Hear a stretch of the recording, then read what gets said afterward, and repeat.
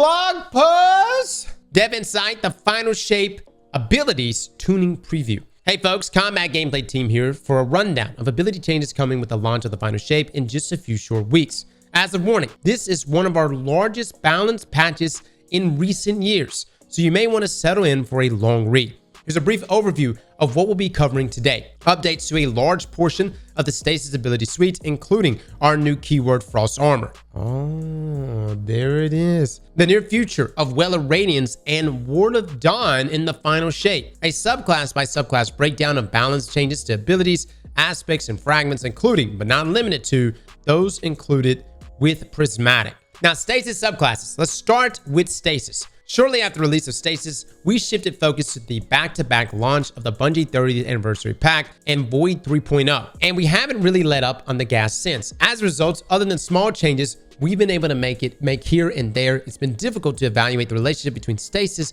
and our other damage types and make larger feature-level updates to it. This was something we wanted to change with the final shape. In particular, we wanted to upgrade the Stasis Shard Overshield that lived on the fringes of the damage type to make it a full-on keyword that we can incorporate into abilities, armor, or weapon perks. Frost Armor is a stacking buff that reduces incoming damage with greater damage reduction as your stacks increase.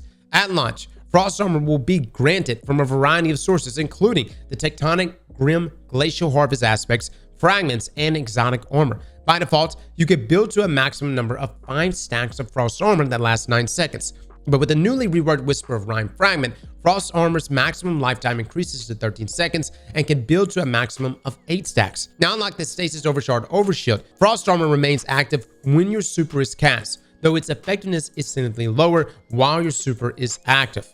Well, you'll be in your super, so it doesn't really matter. Now, new Frost Armor keyword. You are fortified by layers of durable stasis matter, reducing incoming damage. Frost Armor damage resistance grows stronger as you gain additional stacks. Also reduces damage from PV combatants by 4.5% per stack and from enemy players by 2% per stack. Hot damn it. That's very nice. Okay. And you can get it up to 5 stacks. Whisper of Rhymes. Now, this has been reworked. No longer grants a Stasis Shard Overshield when collecting a Stasis Shard. Now increases the maximum duration and stack count of your Frost Armor. All right, so Whisper of Rhyme, that's a nerf. Everything here is going into damage reduction or damage resistance. No Overshield. 8 stacks. Excuse me, guys. I said 5 stacks of Frost Armor. 4.5% per stack at 8 stacks. Excuse me. Now, one long-standing piece of feedback we've received is that Stasis Shards felt too limited, requiring a specific aspect to generate. Thus, because Stasis Shards are created for all allied players at once, rather than being a shared, consumed resource like Tangles or a local-only resource like Fire Sprites, Onyx Traces, or Void Breaches, it would be easy for the number of Stasis Shards on the field to spiral out of control if we were to make their creation intrinsic to the damage type. Instead, we're increasing the number of sources that players can build into to generate them. More on this shortly, and increasing their value when collected with a harvest aspect equipped. So more ease of use there. When Tectonic, Grim, or Glacial Harvest is equipped, in addition to the previous behavior, collecting any Stasis Shard now grants a small amount of health and a stack of Frost Armor. Alongside this increased potency, we're also implementing a shared cooldown on rapid Stasis Shard creation. This cooldown is intended to be pretty generous and primarily limits cases of oppressive behavior like triple Behemoth Trial squads. All harvest aspects, so added new behavior. While Grim, Tectonic, or Glacial Harvest is equipped, Stasis Shards grant a small amount of health and a stack of Frost Armor. Large Stasis Shards from Grim Harvest grant more health and Frost Armor stacks. Gotcha. Now, all harvest aspects now have a standardized cooldown when a large number of shards are created very quickly. Okay, wonder how long that is. Okay, Tectonic Harvest now creates a Stasis Shard when shattering a frozen target in addition to shattering Stasis Crystals. So you're going to have more plentiful shards, but these aspects are going to dip into the shards and give extra benefits outside of what you already get from shards to begin with. Now, our intention is that Frost Armor can be granted through a variety of sources. As part of this, we've updated Renewal Grass and Ballador's Wrathweavers to directly grant Frost Armor rather than their own custom damage resistance or Stasis Shard Overshield. So from Renewal Grass, replacing generic damage resistance with Frost Armor. On entering your Dustfield Grenade volume, you or your allies gain a stack of Frost Armor about every 0.9 seconds while in the volume. An additional Frost Armor stack is granted, resetting your timer. That is a massive buff right there, guys. Massive buff. The reason why that's so good, you'll be able to take that outside. So you'll get the stacks. You'll be able to take it outside of the dust field and carry that damage resist with you. Ballador's Wrathweavers. Replace Stasis Shard Overshield with Frost Armor when you activate your Rift or use your Winter's Wrath Shatter attack. So you will get an Overshield. Oh, no, replace the Overshield outright with Frost Armor. So there is no more Overshields. Looks like every bit of Overshield is gone. To help increase players' capabilities to generate Stasis Shards, we've created a brand new fragment that offers a straightforward method that can slot into many different build types. Whisper of Chill. Whisper of Chill states that Stasis weapon final blows have a chance to create a Stasis Shard. Wow. That is beautiful. On top of what you can already do with like Headstone and other things, you could just double stack that. As part of this effort, we've reworked Whisper of Chains. This fragment has been a popular choice since its inception due to its ease of use and stat bonus. However, its gameplay benefit was frequently difficult to read and ran counter to core gameplay loops revolving around creating and destroying crystals, and the core human compulsion to destroy every crystal you see. It's pretty satisfying to do. To make Whisper of Chains fully successful, it required cooperation from teammates in a way that sometimes took success out of the user's hands. This resulted in situations where, by shattering the stasis crystals for damage, players could unknowingly reduce their or their teammates' combat effectiveness. This introduced a negative social friction that we wanted to remove outright.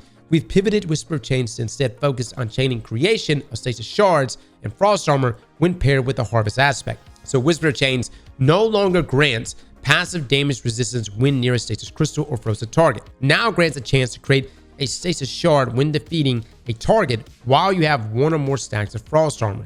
Oh, all right. So you have to have frost armor in order to get a chance at creating a stasis shard. All right, next on our list of frost armor fragment reworks is Whisper of Fractures. With stasis shards granting melee energy as a base behavior, relying on difficult to read passive melee energy regeneration bonus felt like a place we could reduce overlap and build a support for a new keyword. Whisper of Fractures no longer increases melee energy regeneration while surrounded by enemies. Now grants a stack of frost armor when you shatter any frozen target with a melee attack. Everything here is just building into frost armor. Now, our final fragment rework is Whisper of Torment. This fragment is a sleeper pick that does its job well, but its actual output has too many variables to keep track of and require the players to be at critical health for its largest bonus. So we're simplifying things a bit. So Whisper of Torment. Grenade energy gains are no longer dependent on your current health value. Base grenade energy regeneration amount per incoming damage event increased from 5% to 7%. Now, while you have frost armor, energy per damage event increases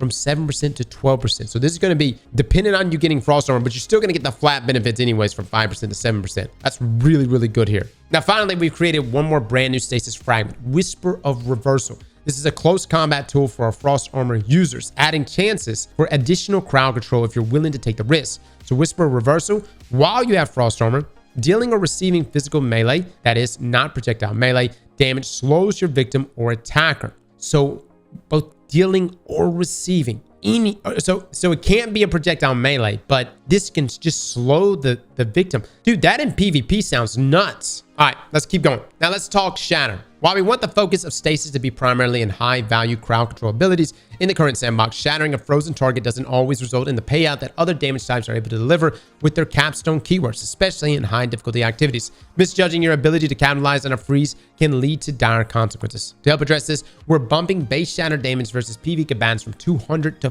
400. Note, this does not affect stasis crystal detonations, but simultaneously, we're fixing an issue where boss commands receive double damage from auto shattering, so we don't quadruple the shatter damage. So Stasis Shatter, increase base PV shatter damage from 200 to 400. That is a whopping amount. And fix an issue where bosses auto shatter were being hit by 2 instances of shatter damage. Fix an issue where players in an active super would show immune damage flyouts when automatically breaking out of a stasis freeze. Okay, that's it for our general stasis updates. In addition to these changes, we made a number of updates to subclass specific stasis abilities. Let's go through them class by class. Now, Warlocks. Up front, we believe that Shade Binders are largely in a good shape across all game modes relative to our other Stasis subclasses. Therefore, we've limited our focus here. We've added a small boost to Ice Flare Bolt's ability to lock down rooms over the course of a combat encounter before going on cooldown. So Ice Flare Bolts increases maximum number of secrets created before going on cooldown from 5 to 7. Dude, that's huge. Ice Flare Bolt is already so good, guys. You're getting another buff on top of that. Ah, damn it. Now, Hunters. Let's talk about Revenants. With Winter's Shroud included in the Prismatic Hunter kits, we knew we needed to increase its viability in high difficulty content. We're getting up close and personal gets much riskier. We also wanted to provide a smoother gameplay loop between Winter Shroud and other Revenant abilities. We've updated Winter Shroud to provide a moderate boost to class ability regeneration when you slow a target from any source, and added a brief window of damage reduction from PvE combatants when activated. So Winter Shroud added new behavior. Slowing targets briefly increases your class ability regeneration rate. Bonus is reduced in PvP game modes. Now grants PvE damage reduction when activated. Now, Touch of Winter has been widely used by our Stasis 100 players since its introduction in Season of the Splicer, primarily when paired with Dustful Grenades for high uptime zone denial or Glacier Grenades for shatter dive combos. The latter has struggled in PvE content in recent seasons as the sandbox has matured. So we're making a targeted change to increase its PvE potency without returning to an era of the Crucible where you had to fear rounding any corner into a barrage of ice. In addition, Touch of Winter's Cold Snap Grenade upgrade has been widely underused since its inception, so we're implementing a larger rework to its functionality. So Touch of Winter Glacier Grenade added an additional Stasis Crystal to the ring formation, increasing its total count from 6 to 7. Okay, and Glacier Grenade ring now forms over 0.27 seconds rather than instantly. Interesting. So you won't be able to go for the instant shatter, but you'll have an extra crystal. Now, Cold Snap Grenade no longer chains an additional time while Touch of Winter is equipped. Instead, Seekers now duplicate when they freeze a target. Second and third Seeker chains now create a medium and large stasis crystal respectively, rather than every chain creating a small crystal. So it's going to be very dependent on you getting that freeze. Like, you need to go for that freeze, as the Seekers now duplicate when they freeze a target. While Silence and Squall are still effective at locking down a room full of enemies, we've done a small touch up on its ability to roam the battlefield and now quickly converts from a slow to a freeze on PvE combatants. We think this will increase its viability in target-rich environments. So Silence and Squall. Increase Squall's maximum traversal speed by 10%. Squall Storm now slows down when any targets within its area of effect to reduce instances where it could overshoot its target, and increase damage and slow tick rate versus PvE combatants by about 40%, bringing its freeze time from approximately 0.8 seconds to 0.5 seconds. All right, so yeah, that's a net buff. And keep in mind, guys, Silence and Squall, you're gonna be able to utilize this on Prismatic. All right, for Titans, for our Behemoth players, we're making several quality of life improvements. We're making Shiver Strike and Glacial Quake more reliable, improving the ease of use of Diamond Lances to fit into the cadence of combat on Prismatic Titan, and tweaking Cryoclasm to be more intuitive. So Shiver Strike is a melee ability with a higher barrier to entry than most of our roster. And while that is intended at a high level, there are instances where it can misread the player's intent and fail to find a target as a result, as in you zoom right past them. To help mitigate this, we're increasing its ability to find and lunge towards a target in a now larger search area, and are increasing its damage versus PvE combatants. These changes also affect the Glacial Quake line attack. In addition, Glacial Quake will now auto sprint when the player starts moving forward, so no more awkwardly bashing your face into a crystal when you are meaning to shatter after performing a heavy slam. So Shiver Strike increases damage versus PvE combatants by 10%, increases size of the melee target search area cone by about 50%. Dude, this is going to be perfect for Frost Armor, for ACD, and for PvP especially. Let me just say this. It's hard to counter like a good Behemoth Titan that comes around the corner and he melees up to you, instantly hits you, and then does a you could do a back-to-back punch as you apply that slow. Now, increase maximum lunge tracking angular speed from 7 degrees per second to 21 degrees per second. Dude, you're just going to be able to run in there and get that Shiver Strike over and over. Now, Glacial Quake now automatically begins sprinting when the player throttles forward. All right. Now, we've had a number of iterations on Cryoclasm since its initial release in the Beyond Light, with its current version requiring a sprint wind-up to activate. While this solved the Behemoth's mobility balance issue at the time, it resulted in a state where it can be easy to mistime your slide just before Cryoclasm is ready to activate. To address this, we're returning to a middle ground between Cryoclasm's original release and now. We're removing the sprint requirement, but implementing a cooldown after a single extended slide. So Cryoclasm removes sprint time requirement. Cryoclasm now goes on a cooldown for 4 seconds after one extended slide. That's really nice. That's really, really nice. For Diamond Lance, we're making a couple of quality of life changes to help make it easier to pick up on the battlefield, and are generally improving its ease of use by increasing the size of its thrown projectile detonation versus all targets, and its slam attack versus PvE combatants. This is very important because Diamond Lance is part of the Prismatic kit. Increase thrown Diamond Lance detonation radius from 3.5 to 5 meters. Increase Diamond Lance slam detonation radius from 6.75 meters to 8 meters versus PvE combatants. Diamond Lance now shatters stasis crystals on direct impact. Reduce Diamond Lance pickup interaction time between 0.2 seconds to 0.1 seconds, matching that of Strand Tangles. Increase Diamond Lance pickup interaction radius from 0.7 meters to 3 meters, matching Strand tangles. That's huge. That's it, guys. Y'all been asking for stasis updates and stasis buffs for a long time. Here's your lineup. Here it is. It's happening. Now, the big stuff. Well of Radiance and Ward of Dawn. Back in November, we briefly touched on Well of Radiance and Ward of Dawn and how we were evaluating their place in the sandbox. With the launch of the final shape, we're making some larger changes to both of these supers to push them into more distinct identities and to reduce the fire and forget nature of Well of Radiance. Well of Radiance core fantasy has always been a supercharged healing and powering rift combo, offering a rally point for your fire team during moments of focus. In its current form, its healing and damage resistance offer effective invulnerability, which removes any other defensive option from consideration, on top of providing a sizable boost to your fire team's offensive output. We've chosen to push Well of Radiance further towards that offensive capability by allowing its radiance to persist for a short duration after players leave the well. We're also pulling back on its defensive output, both damage resistance and healing rate, by a significant margin. Oh boy, when Bungie says significant, they sure damn mean it, okay? Well of Radiance now grants Radiant for 8 seconds when players exit the Well of Radiance area. Reduce player survivability while standing in the Well of Radiance aura. So reduce healing per second from 100 to 50 health points, matching restoration times 2, but increase heal on cast from 40 to 300. So it's almost gonna be like a panic super. You're about to die, boom, cast it. You'll survive, but you won't have as much healing per second. Reduce damage resistance versus non-boss combatants from 40% to 20%. Dude, in GM content, you're gonna get shredded in your well. Reduce damage resistance versus boss combatants from 40% to 10%. You're not even gonna be able to stand at that thing. No, damage resistance versus enemy players is unchanged. Still the same against players. Increase maximum orbs of power from defeating targets while in your Well of Radiance aura from 4 to 5. Dude, they still kept the same against players? Well of Radiance is still going to be the go-to super inside of trials. All right, this is mind-blowing. All right, so you're going to be able to get the Well of Radiance buff, kind of like you would Bubble, by dipping into the well, and it will last for 8 seconds longer. So offensively, Well of Radiance is getting better. Defensively, it's getting worse, and it's getting substantially worse. There are going to be so many people in the final shape, especially I believe in the final shape raid. There are going to be so many people that are going to wipe and die in the well. Ward of Dawn, on the other hand, is meant to be a highly defensible safe haven for you and your team. In practice, our combat encounters don't have a lot of opportunities for this type of gameplay to shine.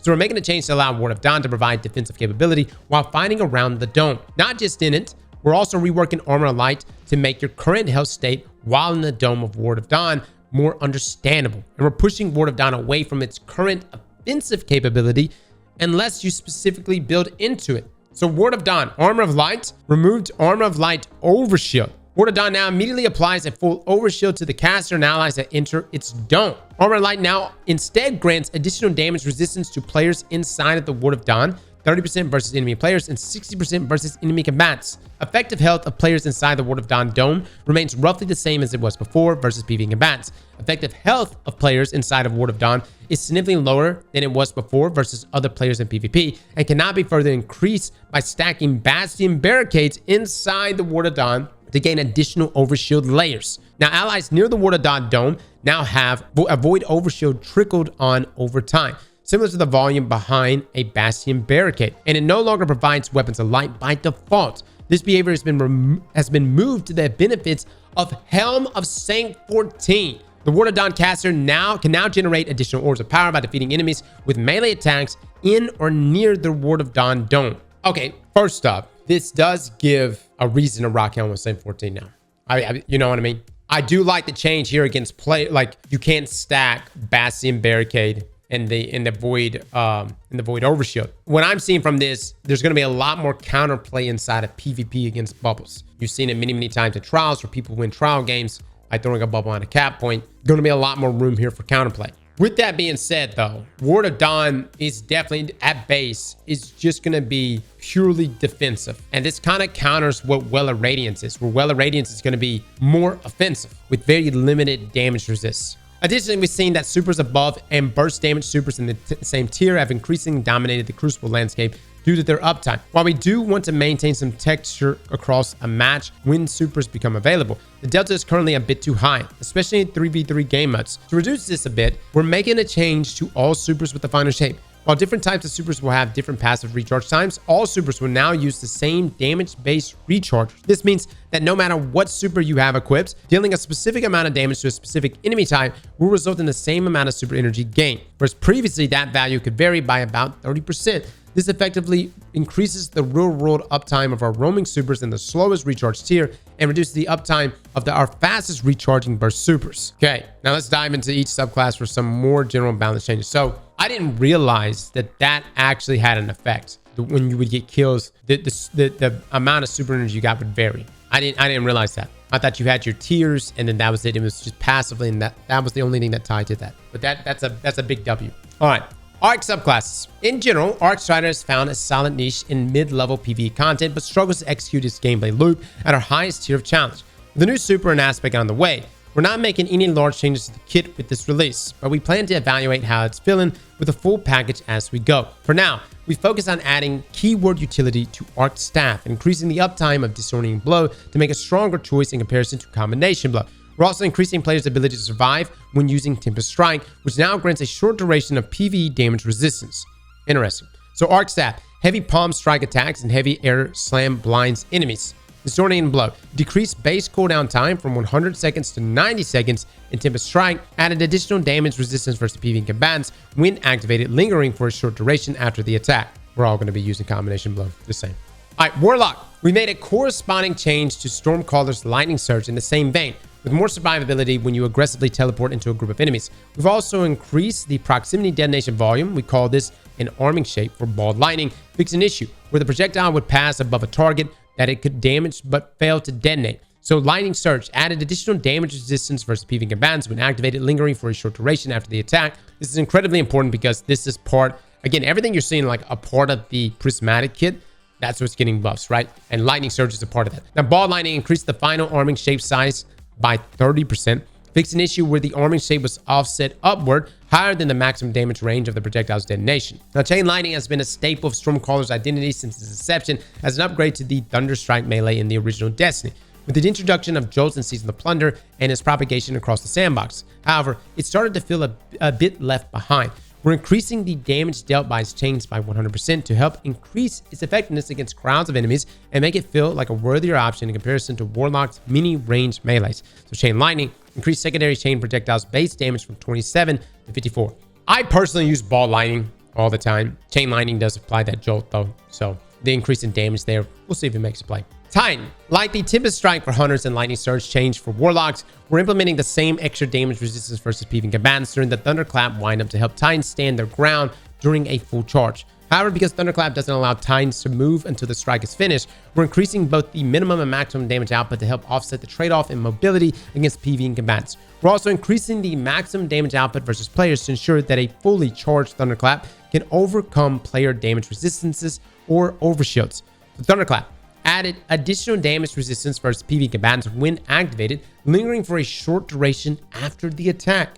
Increase minimum damage versus PvE combatants by 20%, increase the maximum damage versus PvE combatants by 33%, and increase maximum damage versus enemy players by 14%. Very nice. These are very, very good buffs. And again, Thunderclap, it's part of that prismatic kit. Now, it's been difficult for us to find a solid place for the knockout aspect across game modes. In part, this is due to the harsh difference in the value of unstunning passive health regeneration in different combat environments. Knockout's passive health regeneration is very quick at max recovery, but can be interrupted.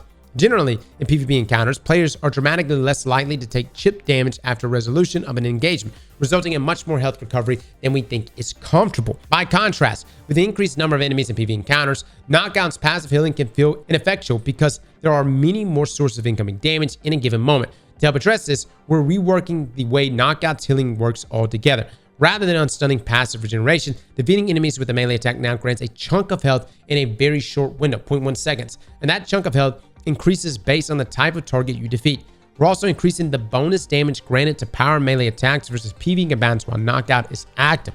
Wow, so Knockout increased bonus damage granted to powered melee attacks versus PvE combatants from 25 to 50%, and reworked healing behavior. No longer unstuns health regeneration on melee defeats, now instantly grants a chunk of healing that scales with the type of target defeated.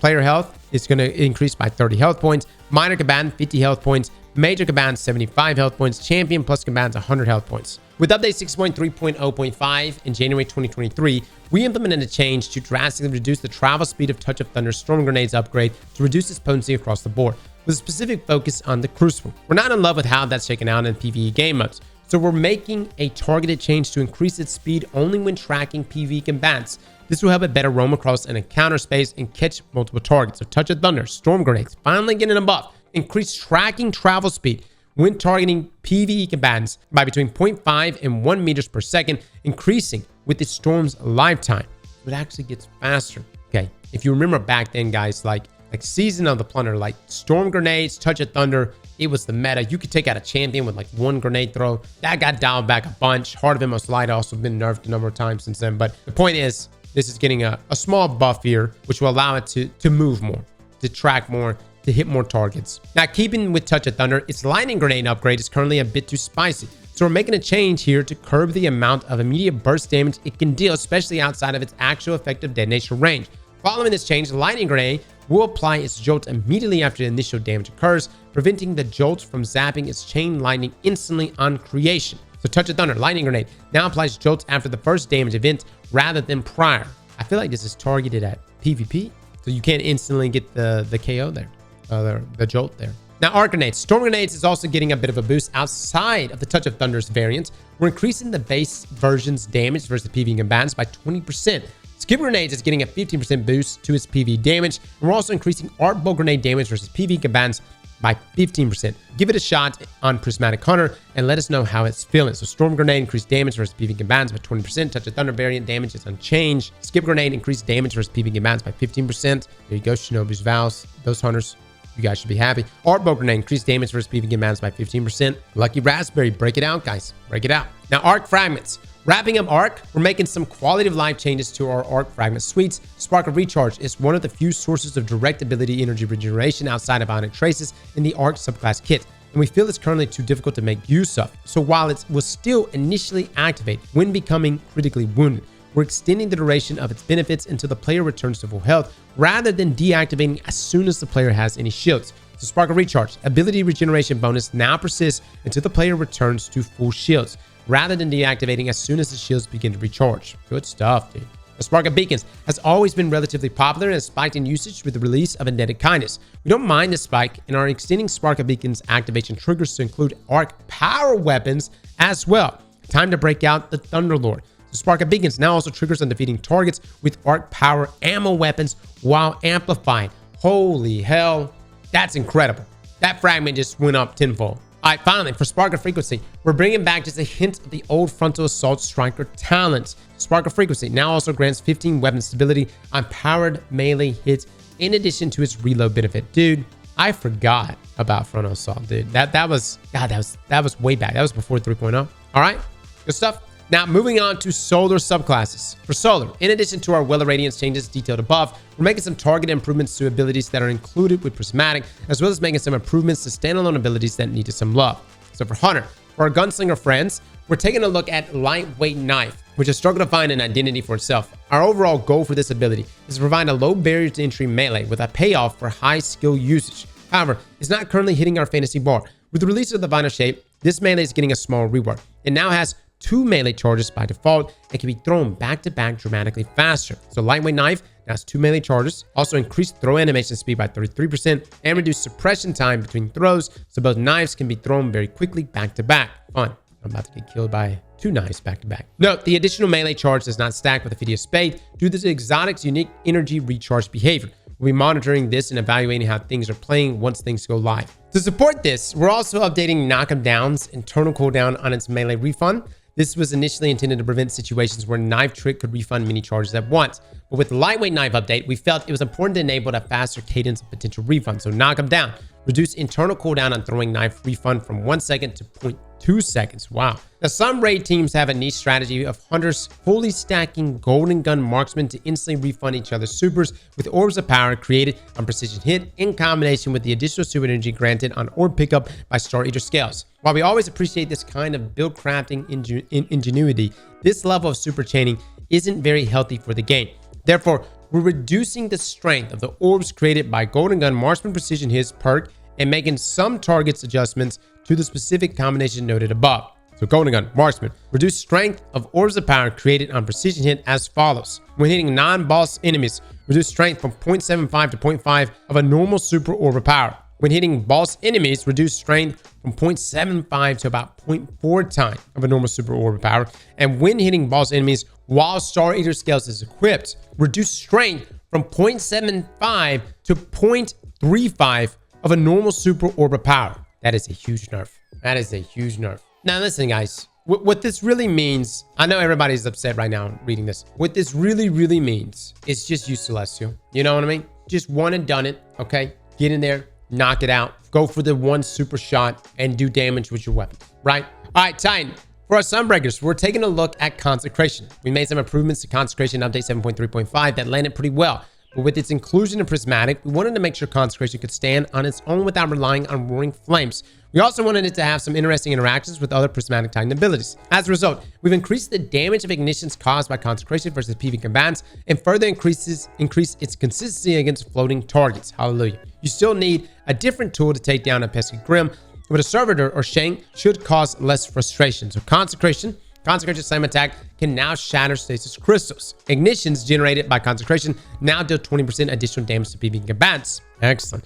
Fix an issue where Consecration Slam Attack was sometimes unable to damage floating combatants while they were grounded, and fix an issue where Consecration's intended PvE damage resistance was not being applied. All right, good, man. I like it. Now, another Sunbreaker ability featured on the Prismatic Titan is Hammer of Soul, which we feel is too reliant on the additional damage granted from the sunspots created by Soul Invictus. We're making a change to Hammer of Soul that only affects the super when Soul Invictus isn't equipped. This will increase the number of shrapnel submunitions created on impact based on the primary projectile's lifetime and the damage those submunitions deal. So Hammer of Soul, increase projectile submunition count when Soul Invictus is not equipped as follows. If the projectile detonates within the first 0.7 seconds of its lifetime, it now creates 4 shrapnel submunitions up from 3. Now, if the projectile detonation detonates after 0.7 seconds of its lifetime, it now creates 6 shrapnel up from 5. Note, when Soul Invictus is equipped, only 3 shrapnel submunitions are created regardless of the flight time. Oh, okay. Shrapnel submunitions now deal additional damage when Soul Invictus is not equipped, with the damage increasing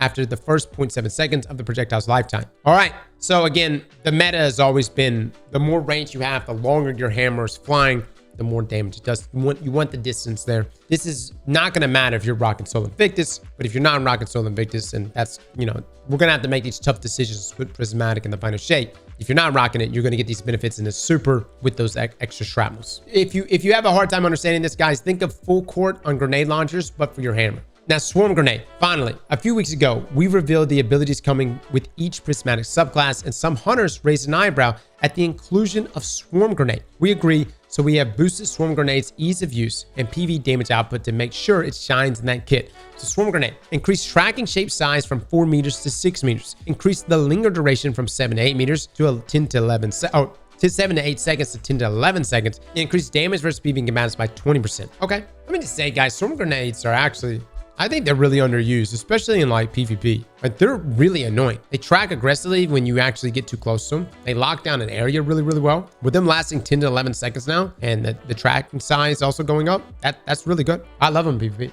Now, Void Subclasses. Hunter. Night Stalkers are generally in a pretty strong place, as seen by their high popularity in Onslaught. A large portion of that is driven by the potency of Shadow Shot and its ability to lock down hordes of incoming enemies, and not necessarily its neutral game offering. So we're making a few changes to help shore up that side. With the release of Void 3.0, we removed the Corrosive Smoke melee ability in favor of Snare Bomb, leaning further into the trap-laying trickster fantasy. We wanted to walk that back a little bit, and are baking in small escalating damage over time to the Snare Bomb's now longer smoke volume. This will help Night Stalkers capitalize on an incapacitated enemy caught in their trap. These changes also apply to the smoke volume created by Trapper's Ambush. So Snare Bomb, increase linger duration of smoke after detonation from 3 seconds to 5 seconds. Now applies smaller damage over time to enemies in the smoke, which increases in strength the longer they remain in the smoke. And Trapper's Ambush, increase linger duration of the smoke after detonation from 4.5 to 6 seconds. Now applies Snare Bomb's damage over time to enemies caught in a smoke, and fix an issue where Trapper's Ambush smoke effects can be obstructed by ground geometry. We're also updating Stylus Executioner to allow its weaken effect while active to be applied by glaive melees as well. So Stylus Executioner's weaken effect can now be applied by glaive melee attacks. All right.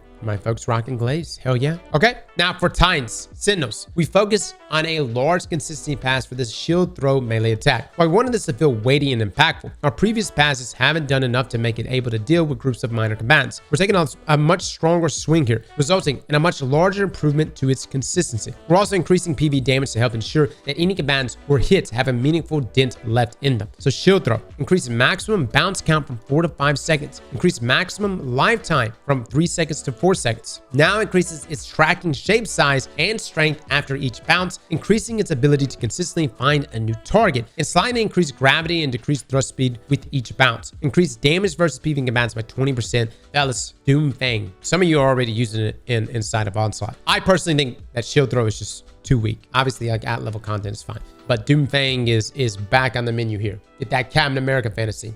Second chance? Sure, second chance. But I'm just saying, like, this should apply to Doomfang's shield throw, right? This isn't just the melee, correct? 100% should be applying to both. We'll test it. I'm assuming, I'm hoping at least, that this applies to not just the melee, but also to the super shield throw itself. For things like Doomfang, right? If this does apply to both, then both Doomfang, second chance, looking pretty good here, guys. All right, now we're also making a small change to defensive bulwark. This is partially a preventive fix to stop players from getting into a bad timer state, similar to the Ember of Empyrean issue resolved earlier this season. So we're making a quality of life change to offset it. So offensive bulwark can now only extend Void Overshield's timer to its normal maximum duration to prevent an issue where players could get into a bad timer state. Now regenerates a small portion of your active Void Overshield with each melee defeat. Oh, very nice. That's really, really nice. Okay, good deal. On top of its other benefits. Hell yeah. Now, Warlock. Finally, our Void Walkers are getting a number of improvements, starting with Chaos Accelerant. Its overcharged magnetic grenade has fallen by the wayside since its inception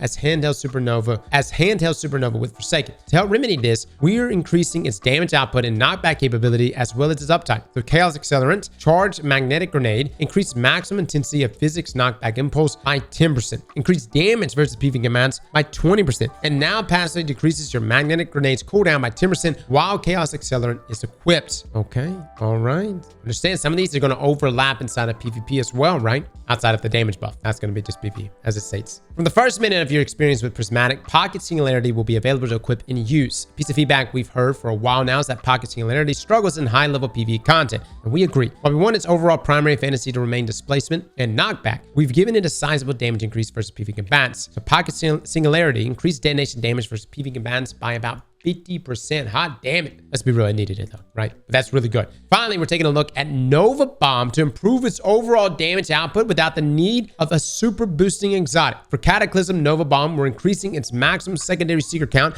and making it more consistent. And for Vortex Nova Bomb, we're increasing the lifetime of the lingering damage over time volume. So Nova Bomb, Cataclysm variant, increased seeker count from 4 to 6. Fix an issue where the seekers could impact the environment on creation. Dude, that's the biggest issue right there. It can literally just detonate upon itself, right? And then it does nothing for clearing ads.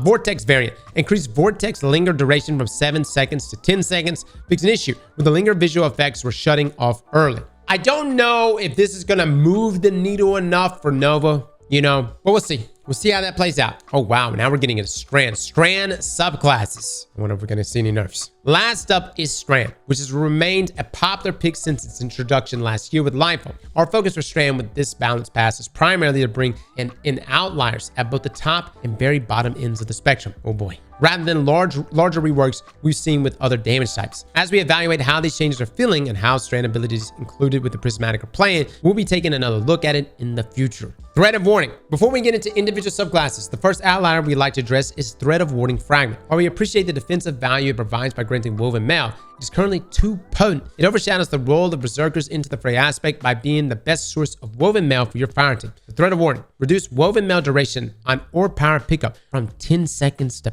5 seconds. Hot damn! No Woven Mail for us. I mean, you can still get it, but no easy Woven Mail. Now, Hunter, Threadrunner's Ensnaring Slam has remained popular throughout Strand's life and has seen a small bump in PvE popularity following the increased uptime post-update 7.3.5. However, it's currently too powerful against other players with a detonation radius that is very difficult for victims to understand, so we're reducing its overall area of effect versus players. So, Ensnaring Slam, detonation volume versus enemy players is now a cylinder with a 6.5 meter radius rather than a spear with an 8 meter radius. This results in in fewer instances of victims correctly attempting to counterplay by jumping, but being caught by the ensnaring slam detonation high up in the air. You know, maybe I'm just really lucky. I have not been killed by ensnaring slam that often. I can't tell you how many times an ensnaring slam hunter comes in, suspend me, and I kill them right afterwards. I know that's kind of probably difficult for maybe like for controller players, but there's so many times that you just kill them right afterwards. Similarly, Threaded Spike is a little too potent against enemy players, with very forgiving tracking and high damage for its ease of use. So we're making a small reduction in its damage versus enemy players. We're also changing the catch mechanic so that catching your Threaded Spike manually no longer breaks invisibility. Oh, that is really nice. We want to prevent this from happening on Prismatic Hunter in combination with Stylus Executioner. Oh, that is incredible. Again, Stylus Executioner is going to be part of Prismatic's build. You're going to throw a Threaded Spike, and when it comes back, it's not going to take you out of invis. That is amazing. Now, Threaded Spike reduce damage versus enemy players from 79 to 70. Catching your Threaded Spike no longer breaks invisibility. Perfect. Okay. Now, Warlock, for Brood Weavers, our focus for this update is Weaver's Call. One major piece of feedback is that threading uptime for Brood Weavers doesn't match up to the fantasy, with Rift cooldown times being relatively low to match the combat utility of the heal or damage increase. Weaver's Call could feel too spiky in its output with a lot of downtime. We agree with that feedback and are updating Weaver's Call to allow it to generate perched threadlings through normal gameplay, namely by defeating targets with any source of strand damage. That's incredible. So Weaver's Call added new behavior. Defeating a target with strand damage now has a chance to generate a perched threadling with a higher chance of generation from defeating more powerful targets. This damage can be from any source, including other threadlings. Oh my God. We've already seen some threadling army builds, but that is nuts. Can you imagine just a single hatchling weapon? You're going to just be going off creating threadlings left and right. That's going to be busted, dude. Swarmer's going to be sick with this too. Yeah. Now, grapple tangles and melee. Oh boy. Before we get into Berserker, let's take a pit stop and talk about grapple tangles and grapple melee. When we initially built the grapple tangle as part of the Widow Silk aspect, we intended for it to be used primarily as a traversal tool, allowing hunters to give their fire team a fast grapple path throughout combat spaces. However, that intention was quickly subverted, and now we see grapple tangles primarily used to fuel infinite number of high output grapple melees, particularly on Berserker. We wanted to keep some degree of freedom in how grapple tangles are used, but we don't believe that using a single attack back to back like this is particularly interesting or healthy gameplay, so we're taking a few steps to address it. First, grapple tangles no longer fully refresh the duration when a player uses them. Instead, they have a flat number of seconds added to their timer, and that added time decreases with each successive grapple to the same grapple tangle. So grapple tangles no longer fully refresh the duration when grappled to, now increases the duration by a maximum of 5 seconds per grapple, reducing to a maximum of 1 second added after 5 consecutive grapples to that same tangle. Additionally, grapple melee will no longer be able to be used after firing your weapon. This is primarily intended to reduce the number of difficult to understand grapple melee deaths in the Crucible, where players can grapple toward you, fire a single hand-cannon shot, and then follow up with a grapple melee for a very fast cleanup. But it also reduces the number of melee damage stacking sources, which can spiral out of control very quickly, that are easily achievable with grapple melees by removing 1-2 punch from the equation. Holy shit. Grapple builds on my banner boys just got look. It's not, because a lot of times you do the 1-2, you proc 1-2 and then do the grapple, but it's the afterwards. I don't know though. It depends on the cooldown. You might still be able to do it, but everything else here is still gonna fuck it. Like I'm not saying this last part is gonna hurt it too, but everything else here is gonna fuck it. Everything here is targeted at Titans. Oh my God, they're still gonna do more though. Hold up, Titan. Looping back to Berserker. While we're happy with how the fantasy has landed, there are a few balance outliers that we wanted to address to make sure that it's not dramatically out of band with our other subclasses. Our changes here are relatively small and targeted at specific issues, and our goal is that the overall fantasy and gameplay style of the subclass remains intact throughout. Into the Fray offers a high degree of survivability and melee ability uptime. We're generally okay with the survivability, as it's critical to the fantasy of the subclass, but in combination with the accelerating passive regeneration of Frenzy Blade as charges accumulate, the melee ability regeneration improvised is slightly too high, so we're bringing it down a bit. So Into the Fray reduce melee energy regeneration scalar from 4 times to 3 times in PvE activities and unchanged in PvP activities. Okay.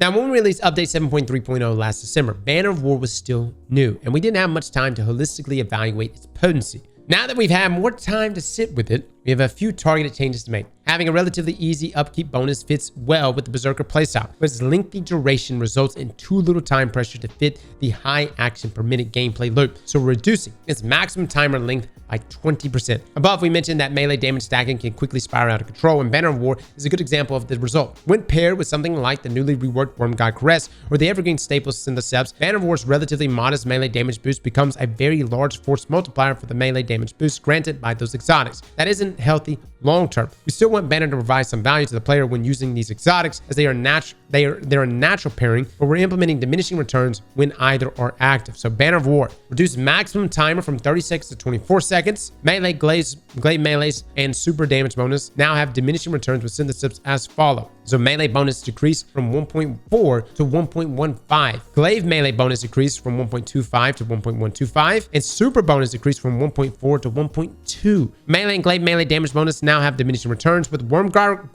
Caress 2. Melee bonus decreased from 1.4 to 1.1 based on stat count. Glaive melee bonus decreased from 1.4 to 1.05 based on stat count. Hot damn, Bungie, just yell at me to use Fletched Storm. That's what I'm getting from this. Just use Fletched, I guess. Finally, for Frenzy Blade, we identified an issue where the melee lunge target point was being offset too far forward from the actual lunge target, resulting in some odd behavior when using Frenzy Blade at very close ranges. So Frenzy Blade reduced the forward offset for melee lunge target point from 0.4 meters to 0.18 meters.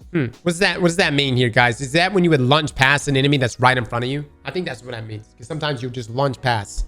So I think now it's going to actually hit. Now, conclusion, that's everything we have for now. We're extremely excited to see how the next era of Destiny 2 sandbox unfolds after the launch of the final shape. We'll be closely monitoring the impact of these changes. As always, keep the feedback coming, and we'll see you next time. I think tomorrow's TWAB is also going to have more patch notes too, guys, to go over. But here's the thing. Everything, just about like 95% of everything in today's sandbox reveal, it looks really, really good. Here's what this whole bottom section really boils down to. Bungie's essentially saying, listen, we see you out there using Banner of War Titans with Worm God Caress and soloing Pantheon. Fuck you. That's really what that means. Slap that like button like your mama told you right.